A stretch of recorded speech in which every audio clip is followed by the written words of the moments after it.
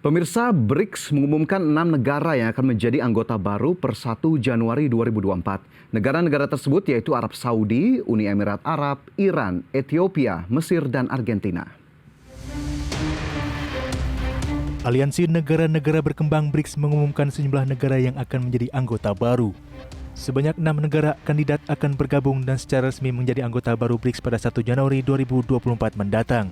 Seperti diketahui, negara-negara anggota BRICS saat ini terdiri dari Brazil, Rusia, India, China, dan Afrika Selatan.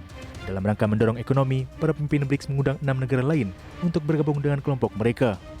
Negara-negara kandidat yang akan bergabung dan secara resmi menjadi anggota baru BRICS pada tahun 2024 yaitu Arab Saudi, Uni Emirat Arab, Iran, Ethiopia, Mesir, dan Argentina. Presiden Afrika Selatan sekaligus Ketua BRICS, Cyril Ramaphosa menyebutkan bahwa perluasan kelompok merupakan agenda penting KTT BRICS ke-15 di Johannesburg, di mana BRICS telah menyepakati mengenai kriteria dan prosedur ekspansi anggota. Sementara itu, 23 negara diketahui telah resmi mengajukan permohonan keanggotaan BRICS, termasuk 6 anggota yang telah diundang.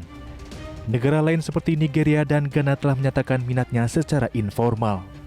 BRICS sendiri mengisyaratkan kemungkinan penambahan anggota di masa depan. Dari Jakarta, Tim Liputan, IDX Channel. Ya, kali ini kita akan coba ulas terkait dengan BRICS dan juga upaya mengurangi ketergantungan terhadap dolar Amerika Serikat. Ya, kita awali dengan ekspansi atau perluasan anggota BRICS yang menjadi salah satu agenda utama dalam KTT BRICS ke-15 yang belum lama ini digelar di Johannesburg, Afrika Selatan. Sebelumnya memang para pemimpin BRICS memiliki berbagai perbedaan pendapat atas perluasan blok dengan menambahkan anggota baru, termasuk kriteria penerimaan. Namun dalam KTT ke-15 kemarin, BRICS menyatakan telah membuat prinsip dan juga prosedur dalam penerimaan negara anggota baru. Bahkan seperti yang tadi sudah kita saksikan bersama, 6 negara anggota baru BRICS akan secara resmi bergabung per 1 Januari 2024 mendatang. Ya, berbicara soal asal-usul BRICS, pemirsa, pada dasarnya BRICS adalah perkumpulan negara-negara berkembang utama di dunia. Saat berdiri pada tahun 2006 lalu, kelompok ini bernama BRIC atau kurang S ya, di mana nama tersebut diambil dari akronim anggotanya yakni Brasil, Rusia, India, dan juga China.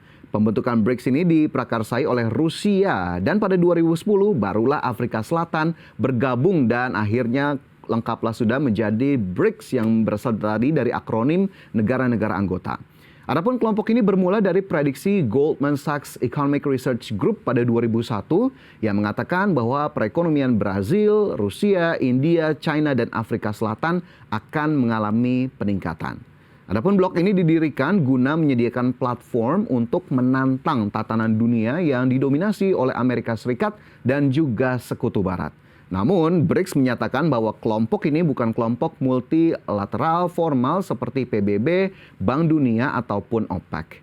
Dan saat ini negara-negara BRICS, jika kita lihat, menyumbang hampir 42% dari total populasi global, 25% dari total ekonomi global, dan 20% dari total perdagangan global. Pada 2022, gabungan dari kelima negara anggota BRICS bahkan memiliki lebih dari 14% hak suara di Bank Dunia, serta lebih dari 14% dari total saham di Dana Moneter Internasional ataupun IMF. Ya pemirsa, meski posisi BRICS dinilai cukup strategis dan telah membuka kesempatan bagi negara-negara lainnya untuk bergabung, namun ternyata sampai dengan saat ini Indonesia masih belum menunjukkan minat yang serius untuk bergabung di blok tersebut. Lantas mengapa Indonesia belum menyatakan minatnya untuk masuk BRICS? Berikut kami telah rangkum informasinya.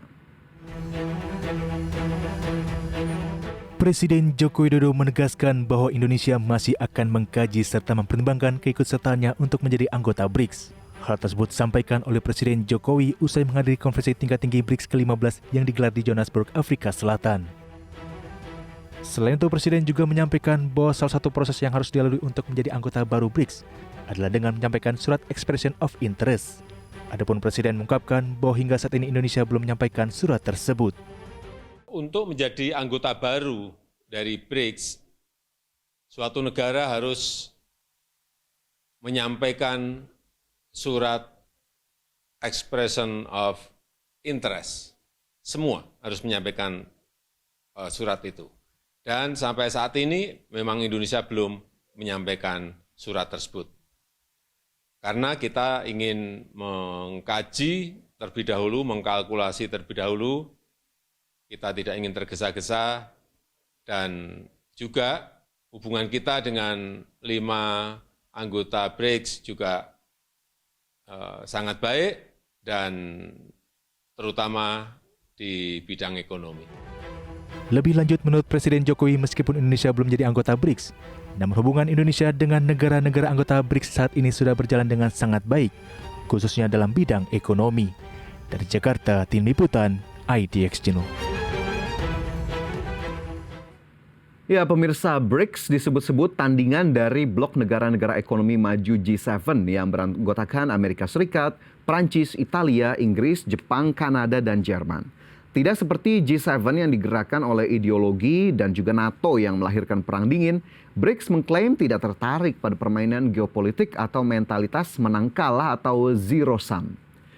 Ya, sementara itu terkait kehadiran Presiden Jokowi dalam KTT BRICS ke-15 disebut oleh Sekretariat Presiden hanya berstatus sebagai tamu undangan alias tidak berkaitan langsung dengan keanggotaan Indonesia di BRICS. Adapun hingga saat ini lebih dari 40 negara dikabarkan ingin bergabung dengan BRICS. Meski demikian, Indonesia ternyata belum ada langkah untuk bergabung ke blok tersebut.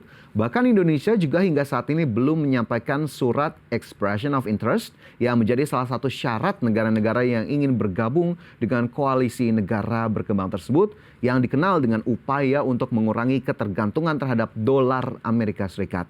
Meskipun di saat yang sama, menurut Cyril Ramaphosa, Presiden Afrika Selatan sekaligus Ketua BRICS, tidak ada yang bisa diubah dari status dolar Amerika Serikat sebagai mata uang utama di dunia. Ya, pemirsa, bergabung ke BRICS sebetulnya bukanlah satu-satunya cara untuk mengurangi ketergantungan terhadap dolar Amerika Serikat. Di Indonesia sendiri, Bank Sentral bahkan terus mengupayakan hal tersebut. Salah satu contohnya yakni melalui kerjasama transaksi uang lokal dengan negara mitra. Terbaru, Bank Indonesia telah menyepakati kerjasama tersebut dengan Malaysia dan Thailand. Lantas seperti apa kerjasama tersebut? Berikut informasinya. Indonesia, Malaysia, dan Thailand memperkuat upaya pemanfaatan mata uang lokal dan meminimalkan penggunaan mata uang asing, terutama dolar Amerika Serikat. Hal ini dilakukan melalui penguatan kerjasama bank sentral masing-masing negara. Adapun penguatan kerjasama dilakukan melalui penandatanganan perjanjian nota kesepahaman implementasi local currency transaction atau transaksi penggunaan mata uang lokal antar Bank Indonesia, Bank Negara Malaysia, dan Bank of Thailand. Gubernur Bank Indonesia Peri Warjio mengatakan, ketiga bank sentral memperluas kerjasama yang semula hanya local currency settlement menjadi local currency transaction. Lewat ekspansi ini, penggunaan mata uang lokal pada transaksi lintas batas diperluas. Which is local currency transaction, not local currency settlement. It's different.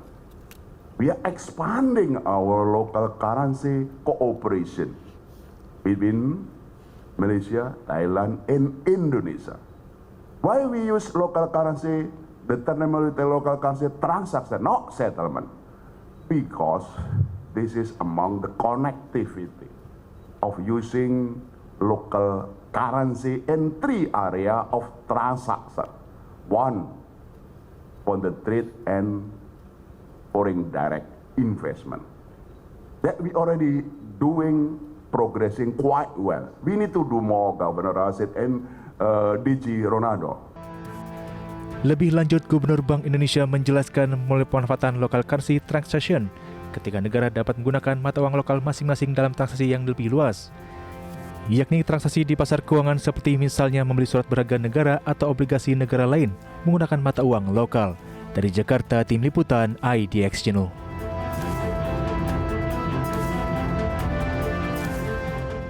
Ya, dalam forum Menteri Keuangan dan Gubernur Bank Sentral se-ASEAN, para pemimpin ASEAN sepakat untuk memperkuat regional payment connectivity dan mendorong penggunaan local currency transactions, di mana kerjasama LCT diyakini akan mendorong stabilitas makroekonomi, sistem keuangan, dan juga untuk mengatasi meningkatnya kerentanan eksternal.